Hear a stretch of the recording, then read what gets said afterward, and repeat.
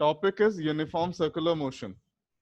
अब बच्चों, हमने छोटी क्लासेस में पढ़ी है, दो तरह की मोशन क्लासिफाई की हमने। One kind of motion is called uniform motion and the other kind is called non uniform motion. तो हमने छोटी क्लासेस में इसकी क्या डेफिनेशन पढ़ी थी कि if a body travels equal distances in equal intervals of time, if a body travels equal distances in equal intervals of time, then its motion is called uniform motion। यानी कि अगर एक बॉडी इक्वल टाइम्स में equal distances travel करती है, मान लिया पहले 10 मिनट में उसने 5 किलोमीटर ट्रेवल किया, अगले 10 मिनट में भी 5 किलोमीटर ट्रेवल किया, उससे अगले 10 मिनट में भी 5 किलोमीटर ट्रेवल किया, तो मतलब हम क्या कहेंगे, इसकी मोशन यूनिफॉर्म है। और अगर इक्वल डिस्टेंसेस अनइक्वल टाइम्स में ट्रेवल कर रही है, अगर इक्वल डिस्टेंसेस अनइक्वल टाइम्स में ट्रेवल कर रही है, या हम इस तरह से बोलें कि इक्वल टाइम्स में अनइक्वल डिस्टेंसेस कवर हो रहे हैं। फॉर एग्जांपल से पहले 10 मिनट में 5 किलोमीटर, अगले 10 मिनट में 8 किलोमीटर, अगले 10 मिनट में 10 किलोमीटर, तो हम कहेंगे ये मोशन नॉन यूनिफॉर्म है। इस तरह की मोशन क्या है, नॉन यूनिफॉर्म। बट जो आज का हमारा टॉपिक है यूनिफॉर्म सर्कुलर मोशन, वो एक ब्रिजिंग टॉपिक है दो चीजों के बीच का, यूनिफॉर्म मोशन के और नॉन यूनिफॉर्म मोशन के बीच का।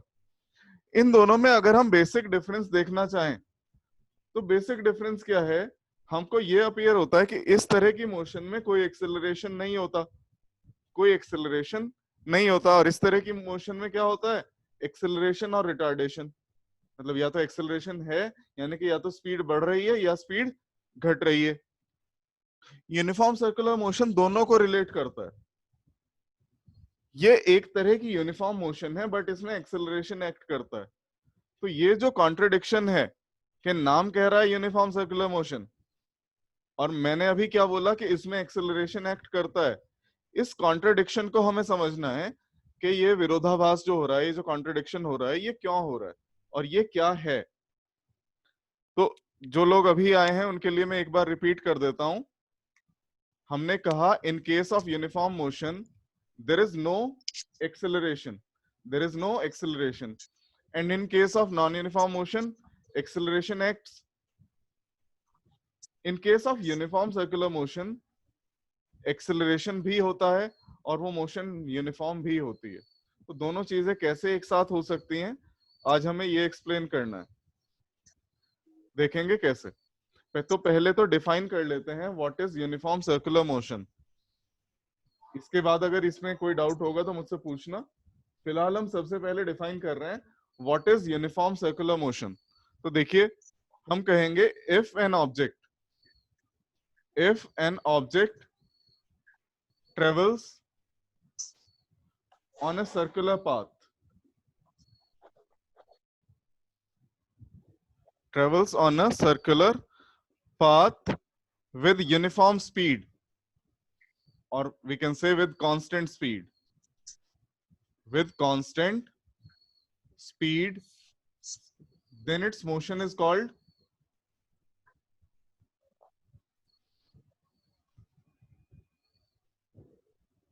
uniform circular motion।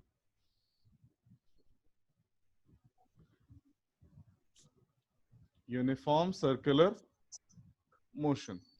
अब एक चीज का हमेशा ध्यान रखना, देखो बच्चों, ये वर्ड बहुत इंपॉर्टेंट है। We are not saying that velocity is constant, we are saying speed is constant. हम क्या बोल रहे हैं, स्पीड कांस्टेंट है, वेलोसिटी कांस्टेंट नहीं है। ठीक है, ऐसा हो सकता है बुक्स में लिखा हो with constant magnitude of velocity, with constant magnitude of velocity, and magnitude of velocity is speed itself। Magnitude velocity का क्या होता है, स्पीड। तो हमने कहा है अगर एक ऑब्जेक्ट सर्कुलर पाथ में चल रहा है, अगर एक ऑब्जेक्ट सर्कुलर पाथ में चल रहा है और उसकी स्पीड कांस्टेंट है, तो हम क्या कहेंगे, इसकी मोशन यूनिफॉर्म सर्कुलर मोशन है। अब अगर यहां तक किसी को कोई डाउट है तो अनम्यूट करके पूछ सकता है या चैट बॉक्स में लिख सकता है, मैं वेट कर रहा हूं।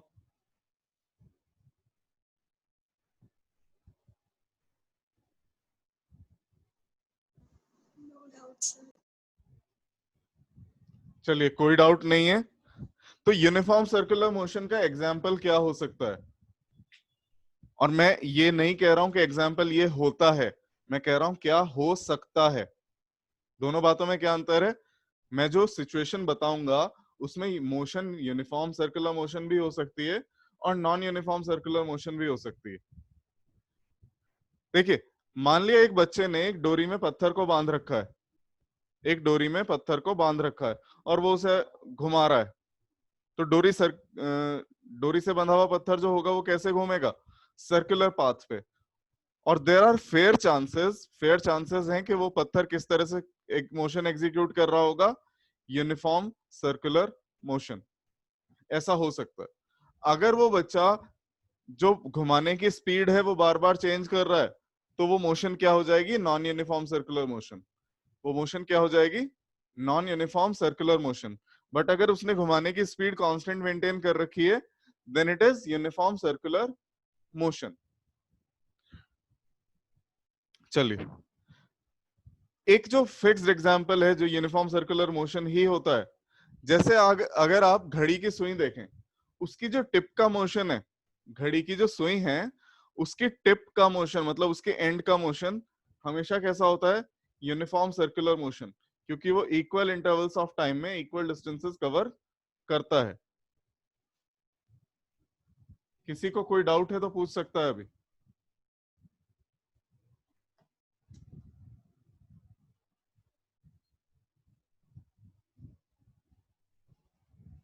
हमने एग्जाम्पल ये दिया था बच्चों, मान लिया ये एक घड़ी है 12, 6, 3, 9। अगर पहले 15 सेकंड में घड़ी की जो सुई की टिप थी वो यहां से यहां जाती है, तो अगले 15 सेकंड में वो यहां से यहां जाएगी और ये डिस्टेंसेस इक्वल होते हैं। यानी कि इसका मोशन कैसा है? यूनिफॉर्म सर्कुलर मोशन है। ठीक। चलिए, अब जो मैंने बात कही थी कि इसका motion although being uniform is an accelerated motion. भले ही इसका मोशन हम बोल क्या रहे हैं यूनिफॉर्म, बट इसमें एक्सेलरेशन एक्ट करता है। तो एक्सेलरेशन कहाँ एक्ट करता है, कैसे एक्ट करता है, करता भी है या नहीं, उस चीज को हम स्टडी करेंगे अब।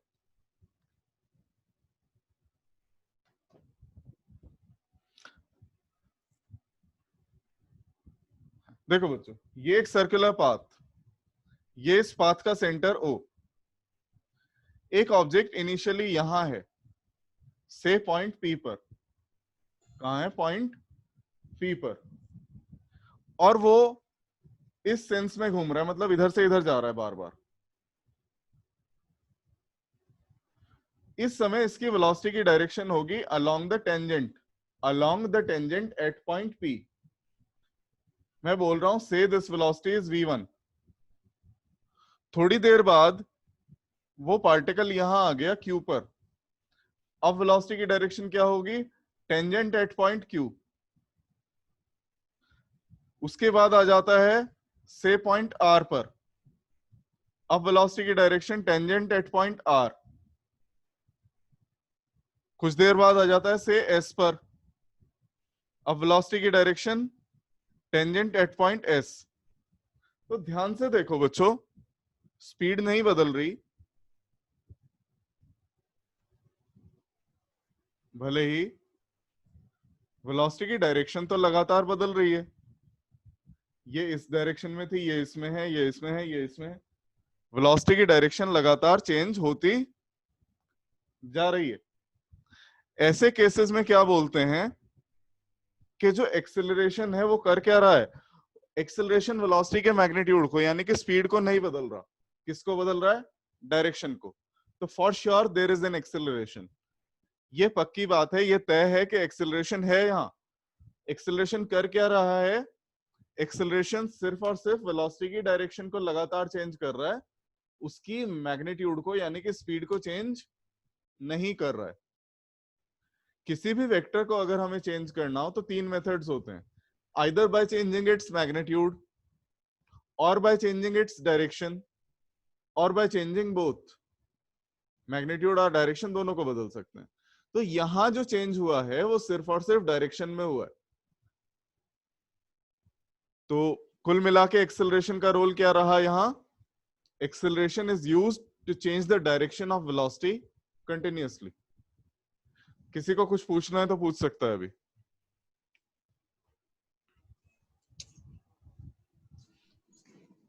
रिया कोई डाउट बेटा?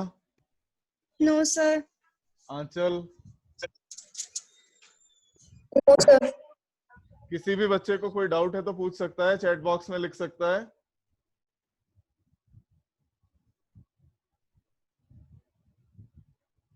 चलिए कोई बात नहीं, मैं एक बार पूरी बात अपनी रिपीट कर देता हूं। स्टार्टिंग से हमने क्या कहा? हमने बोला अगर कोई ऑब्जेक्ट सर्कुलर पाथ में कांस्टेंट स्पीड से मूव कर रहा है तो उसकी मोशन को कहा जाता है यूनिफॉर्म सर्कुलर मोशन। उसकी मोशन को कहा जाता है यूनिफॉर्म सर्कुलर मोशन। फिर मैंने बोला भले ही ये मोशन का नाम यूनिफॉर्म सर्कुलर मोशन है, पर इसमें एक एक्सेलरेशन एक्ट करता है, और एक्सेलरेशन की डायरेक्शन हम बाद में निकाल लेंगे, अभी निकाल लेंगे। एक्सेलरेशन का काम क्या होता है? एक्सेलरेशन का काम होता है वेलोसिटी की डायरेक्शन को लगातार चेंज करते रहना। एक्सेलरेशन वेलोसिटी के मैग्नीट्यूड को चेंज नहीं करता, किसे चेंज करता है? डायरेक्शन को। अब हम चाहते हैं कि एक्सेलरेशन जो एक्ट कर रहा है उसकी हमें वैल्यू पता चल जाए। उसकी हमें वैल्यू पता चल जाए कि कितना एक्सेलरेशन एक्ट कर रहा है। और उससे भी पहले एक और बात कि एक्सेलरेशन किस डायरेक्शन में एक्ट कर रहा है। एक्सेलरेशन किस डायरेक्शन में एक्ट कर रहा है। तो एक्सेलरेशन किस डायरेक्ट में एक्ट कर रहा है वो हम एक एग्जांपल के थ्रू समझते हैं, रियल लाइफ एग्जांपल। उससे अंदाजा हो जाएगा किधर एक्ट कर रहा है। मैथमेटिकली बाद में करेंगे, फिलहाल समझते हैं एग्जाम्पल के बेसिस पे।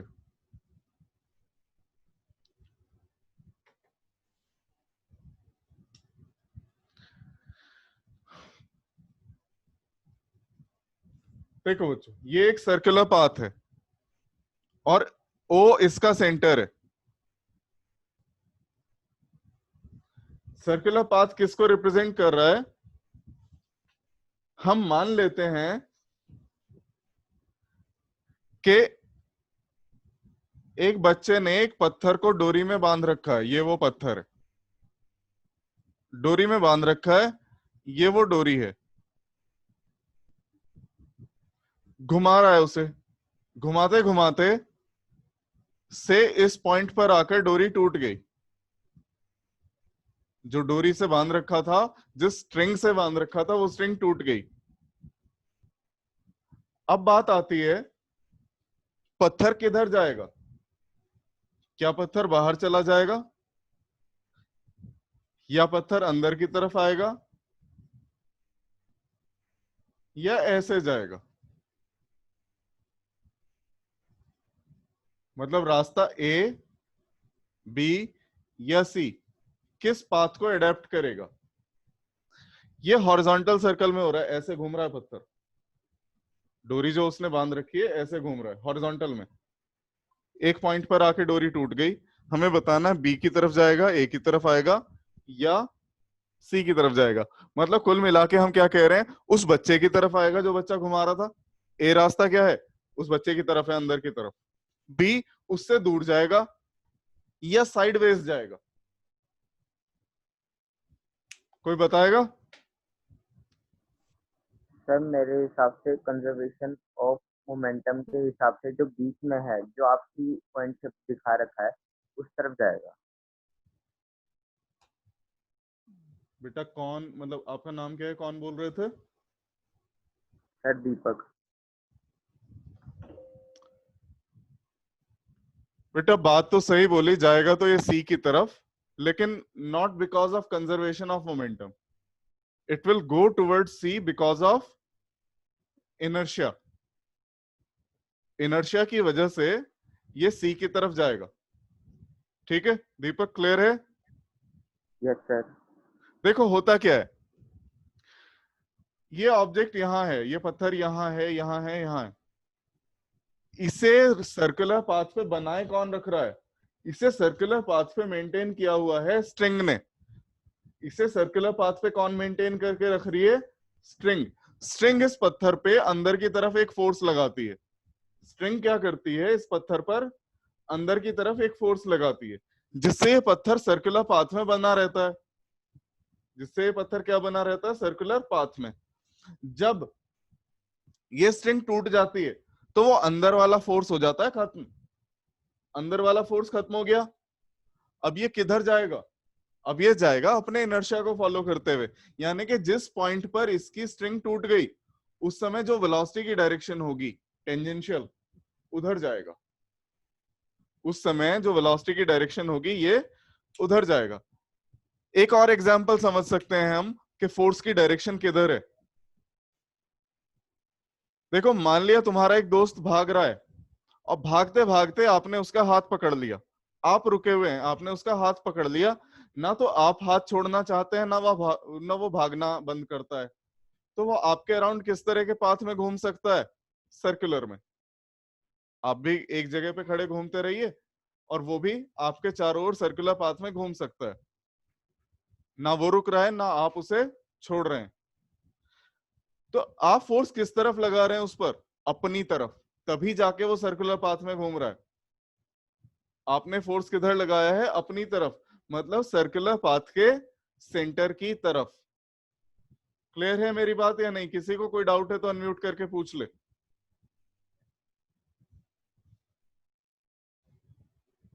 सर क्लियर है। तो it is clear from these examples that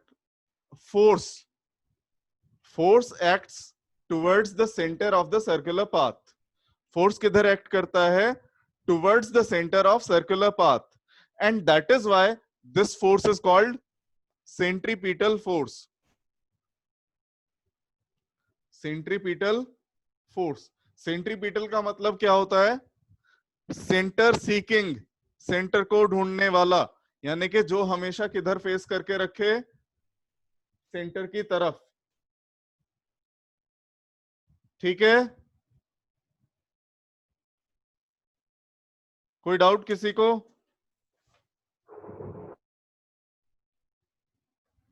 अगर कोई डाउट है चैट बॉक्स में लिख लो या अनम्यूट करके बता दो बच्चों।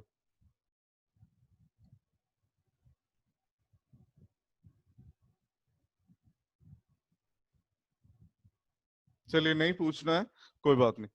अच्छा, इसको समझने का एक और तरीका हो सकता है। हमने जो सब कुछ कहा एग्जाम्पल के थ्रू, इसको समझने का एक और तरीका हो सकता है मैथमेटिकली।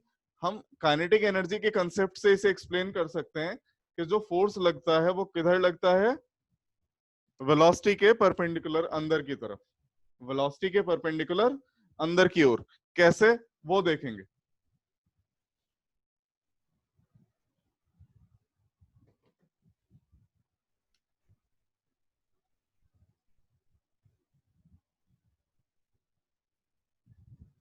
देखो, 9th क्लास में हमने एक चीज पढ़ी थी which was called work energy theorem. Work energy theorem अगर नहीं भी पढ़ा है तो बहुत शॉर्ट में मैं एक्सप्लेन कर देता हूं। वो थ्योरम कहती है कि किसी भी बॉडी पर जो वर्क किया जाता है, किसी भी बॉडी पर जो वर्क किया जाता है, वो उसकी काइनेटिक एनर्जी में चेंज के फॉर्म में अपीयर होता है। Work done on a body is equal to change in kinetic energy of that body. Work done on a body is equal to change in kinetic energy of that body.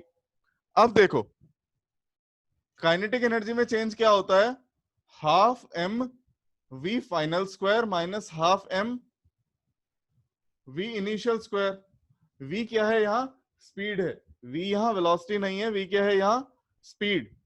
तो हम क्या कहेंगे? Speed तो same है uniform circular motion में, तो half m v square minus v square which is 0। So work done is 0। अब work done 0 कब हो सकता है? जब फोर्स डॉट डिस्प्लेसमेंट 0 हो। जब फोर्स डॉट डिस्प्लेसमेंट 0 हो, यानी कि फोर्स वेलोसिटी डिस्प्लेसमेंट के परपेंडिकुलर हो। और अगर फोर्स डिस्प्लेसमेंट के परपेंडिकुलर है तो फॉर श्योर फोर्स वेलोसिटी के भी परपेंडिकुलर है। ये बात मैंने कैसे कही कि फोर्स डॉट डिस्प्लेसमेंट जीरो है तो फोर्स वेलोसिटी के परपेंडिकुलर होगा या डिस्प्लेसमेंट के परपेंडिकुलर होगा? क्योंकि यहां देखो हमने पढ़ रखा था A dot B is magnitude of A dot B is magnitude of A into magnitude of B into cos of theta. दो वेक्टर्स का डॉट प्रोडक्ट कैसे निकालते हैं? Magnitude of first vector into magnitude of second vector into cos theta. हमारे पास क्या था? Work का फॉर्मूला है फोर्स डॉट डिस्प्लेसमेंट। वर्क का फॉर्मूला होता है फोर्स डॉट डिस्प्लेसमेंट। ये क्या आएगा? F S cos theta. अब ना तो फोर्स जीरो है ना डिस्प्लेसमेंट जीरो है, तो क्लियरली कॉस थीटा जीरो है। और कॉस थीटा जीरो कब होता है? जब वो कॉस 90 के इक्वल हो, मतलब थीटा 90 हो, यानी कि फोर्स डिस्प्लेसमेंट के परपेंडिकुलर है। और डिस्प्लेसमेंट के परपेंडिकुलर है तो वेलोसिटी के भी परपेंडिकुलर होगा। मतलब वेलोसिटी अगर टेंजेंट के अलोंग है तो फोर्स किधर होगा? रेडियस के अलोंग। अगर फोर्स रेडियस है तो वेलोसिटी टेंजेंट। वेलोसिटी हमें पहले ही पता था वेलोसिटी कैसे एक्ट करती है, टेंजेंशियल। तो फोर्स किधर लगेगा? रेडियस के अलोंग। किसी को कुछ पूछना है अगर इसमें तो बोल दे।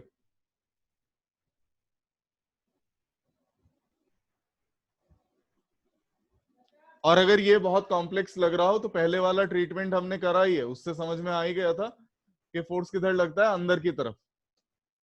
कोई डाउट किसी को है तो बोले बच्चों। No sir. चलो बच्चों, फिर डायरेक्शन पता चल गई। अब बस इसकी वैल्यू निकाल लेते हैं। लास्ट टॉपिक है, we have to find the value of centripetal acceleration और सेंट्रीपिटल फोर्स।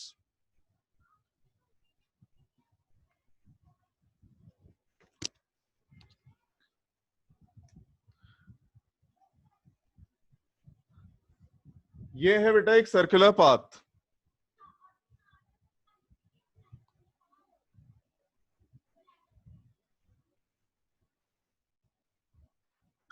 और इसको रफ में नोट करते रहना साथ साथ, समझ में नहीं आएगा वरना। ये मैं ये कह रहा हूं, स्टार्टिंग में ऑब्जेक्ट सर्कुलर पाथ है जिसकी रेडियस है स्मॉल आर। स्टार्टिंग में ऑब्जेक्ट पॉइंट पी पर था। वेलोसिटी की डायरेक्शन क्या होगी? ये। अगर रोटेशन की सेंस ये है तो वेलोसिटी की डायरेक्शन होगी ये। इसे बोल रहा हूं मैं v1। इसे क्या बोला हमने? v1। थोड़ी देर बाद ऑब्जेक्ट आ गया पॉइंट क्यू पर। अब वेलोसिटी की डायरेक्शन क्या होगी? ये वैल्यू क्या है? v2। मैं ये कह रहा हूं, अगर OP और OQ में एंगल है डेल थीटा, अगर OP और OQ में एंगल कितना है? डेल थीटा, तो वेक्टर v1 और वेक्टर v2 में भी एंगल डेल थीटा होगा। अगर OP और OQ में एंगल डेल थीटा है तो वेक्टर v1 और v2 में भी एंगल कितना होना चाहिए? Del theta.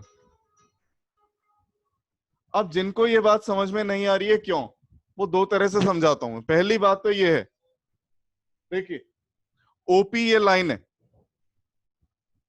और v1 क्या है? इस पर परपेंडिकुलर। ये लाइन है OP और v1 इस पे परपेंडिकुलर है। ये लाइन OP थोड़ा सा रोटेट होके क्या बन जाती है? OQ। कितना एंगल रोटेट होके? डेल थीटा रोटेट होके। तो अगर इस लाइन ने डेल थीटा एंगल कवर किया है, इसके परपेंडिकुलर ने भी कितना किया होगा? Del theta. मतलब अगर OP और OQ में एंगल डेल थीटा है, v1 और v2 में भी कितना होना चाहिए? Del theta. जिनको इससे भी समझ में नहीं आ रहा है वो देखेंगे।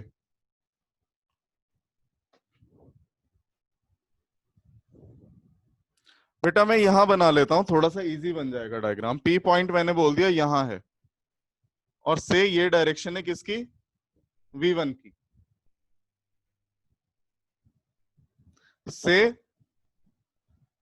पॉइंट Q यहां है, ये डायरेक्शन किसकी है? v2 की। मैं इस वाली लाइन को पीछे बढ़ा देता हूं। V2 वाली जो लाइन है ये पीछे बढ़ा दी डैश लाइन, ये पॉइंट O से इसको बोल रहा हूं मैं, ये से L है जहां इस डैश लाइन ने इसको काटा। ये वाला एंगल कितना है? Del theta. ये this angle is del theta. अब ये वाला एंगल है 90। रीजन, ये रेडियस और ये इस पे टेंजेंट। ये क्या है? रेडियस और ये क्या है? टेंजेंट। तो ये वाला एंगल 90। अब OQ और इसमें ये वाला एंगल भी 90। रीजन, ये रेडियस ये टेंजेंट। अब हम देख रहे हैं क्वाड्रिलेटरल OPLQ। क्वाड्रिलेटरल के चारों एंगल्स का सम क्या होता है? 360। 360 में से 90 चला गया, 90 चला गया, कितना बचा? 180। मतलब थीटा और ये वाला एंगल, ये इनका सम क्या होना चाहिए? 180। इनका सम क्या होना चाहिए? 180। तो ये वाला एंगल कितना बचा? 180 minus del theta. 180 minus del theta. और ये है स्ट्रेट लाइन। अगर ये 180 माइनस डेल थीटा है तो ये भी क्या होगा? Del theta. मतलब कुल मिला के V1 और V2 के बीच का एंगल कितना हो गया? Del theta. किसी को कोई डाउट है तो पूछ सकता है अभी।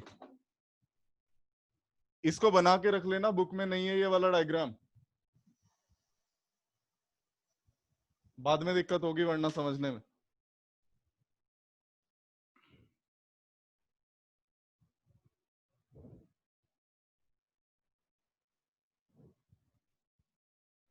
पूछना है बच्चों किसी को कुछ? No sir. No sir. ये डायग्राम बना लो जल्दी। जब बना लोगे बता देना, फिर मैं आगे कर रहा हूँ। सर हाँ जी सर हम डेल थीटा की जगह थीटा लेते, बेटा, जैसे आपने डेल थीटा लिया डेल कुछ डेल अलग है। रिप्रेजेंट करता है चेंज को, डेल्टा रिप्रेजेंट करता है चेंज को, ठीक है। और जो हम लेते हैं ना एक्सीलरेशन या वेलोसिटी, वेलोसिटी बेसिकली होती है change in displacement divided by change in time. जो हम छोटी क्लासेस में लिखते थे ना, velocity equals to displacement upon time, वो फॉर्मूला टेक्निकली रॉन्ग है। Yes sir. Actual formula is change in displacement divided by change in time. तो हम चेंज की फॉर्म में ही लिख रहे हैं, ठीक।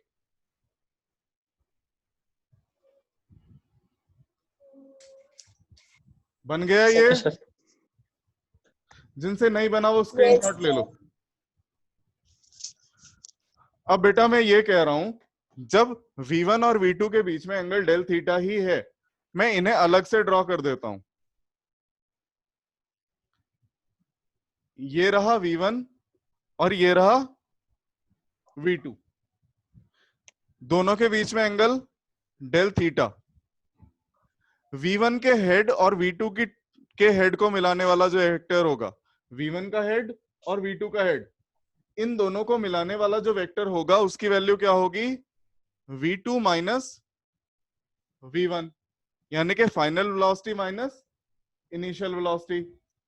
किस चीज को रिप्रेजेंट करेगा ये? Change in velocity. Change in velocity को रिप्रेजेंट करेगा। अच्छा, ये ऐसा आया क्यों?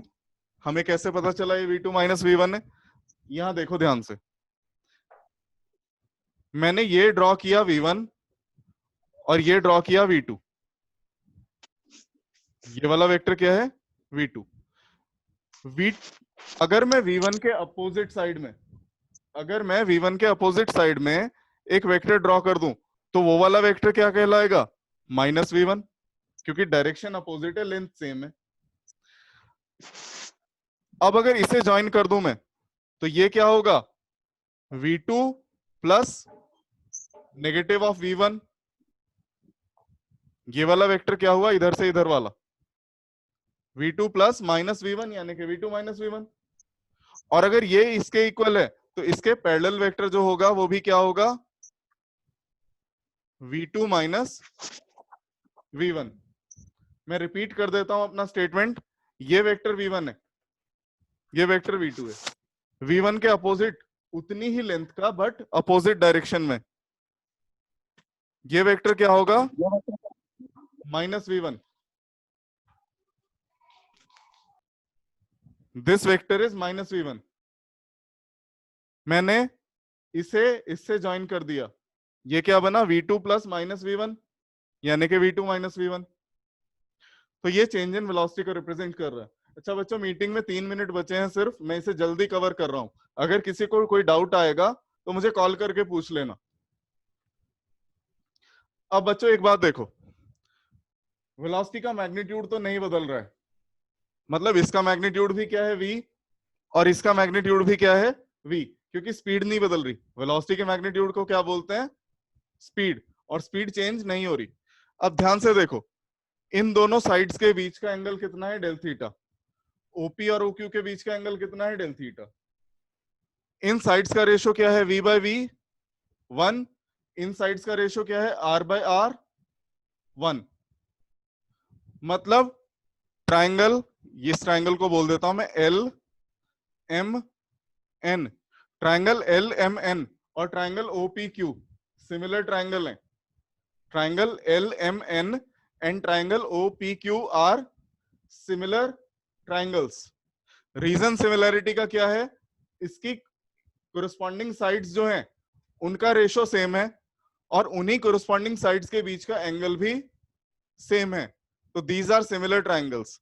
अगर सिमिलर हैं तो अगेन वही बात, इनकी कोरिस्पॉन्डिंग साइड्स का रेशो क्या होगा? सेम होगा। ये वाली साइड ये किसको रिप्रेजेंट कर रही है? चेंज इन वेलोसिटी को, यानी कि डेल्टा v डिवाइडेड बाय ये वाली साइड, यानी कि v must be equal to this side PQ। और इसको मैं बोल रहा हूं डेल्टा s। इसको क्या कहा जा रहा है? Delta s। बेटा ये एंगल डेल थीटा इतना छोटा है कि ये जो कर्व्ड लाइन है PQ, जो कर्व्ड लाइन PQ है और ये जो स्ट्रेट लाइन PQ है, ये दोनों सेम लेंथ की हैं। This angle is so small that curved line PQ and dashed line PQ are of same length। तो हम क्या कह सकते हैं?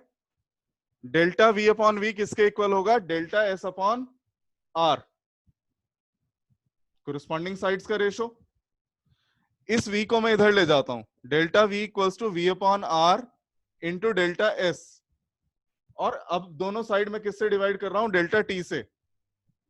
Delta v upon delta t is v upon r delta s upon delta t।